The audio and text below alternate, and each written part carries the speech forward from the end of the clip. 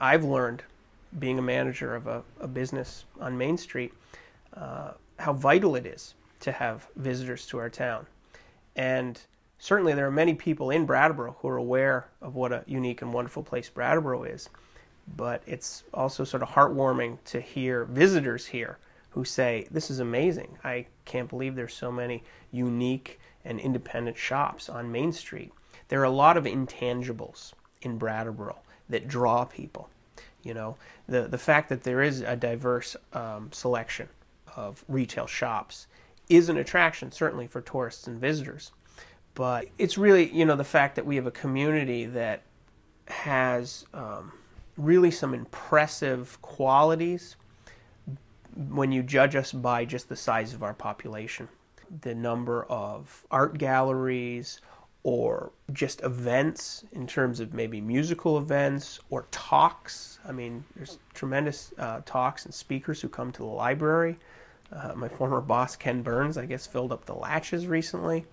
And I hear that comment from visitors who come from larger population centers that are just amazed at the wonderful things that are happening in Brattleboro. It's really interesting because those sort of intangible things, the sort of cultural events and sort of the cultural environment, I think draws a lot of people, people who are not only going to spend their money here, but certainly the ideal for the future is people who are going to perhaps come here and bring business and employ more people and perhaps do the sort of smart development that we're going to need to encourage so that we can, you know, increase our grand list and make it so that the property tax burden is lessened for a lot of the people who live here and are having to deal with the issue of, you know, a lot of especially seniors and retired folks who are dealing with fixed income and really can't deal with any increases in property tax.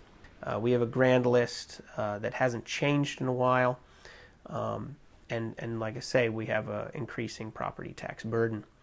So when we talk about issues like infrastructure and property tax burden, it can be very difficult.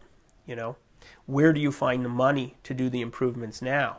And I think a lot of the, you know, there's a good combination of Yankee frugality and also remembering, you know, a stitch in time saves nine.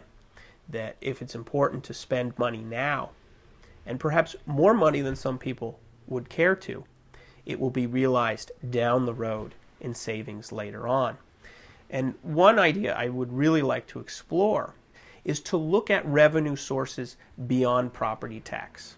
One thing that I will be a strong advocate for is exploring the possibility of what's called municipal telecom, a municipally owned fiber optic network that would realize four positive solutions. One is people could have a lower cable, internet, and phone bill. The town could cut down a good part of its budget that it spends on telecommunications right now. It could attract the type of high-tech industry that we'd like, and it would provide a revenue source for the town that is non-property tax. It's about, I think really the important thing is to find common ground between people who probably have different ideologies to say, how do we grow the grand list and how do we have development that isn't going to detract from the character of who we are as a town. It's quite obvious, looking at the record, that this board handled a lot of work that was sort of left undone from previous boards. When I get on the select board, I'm going to work tremendously hard to make sure that we can formulate and communicate a positive vision for what we want Brattleboro to look like.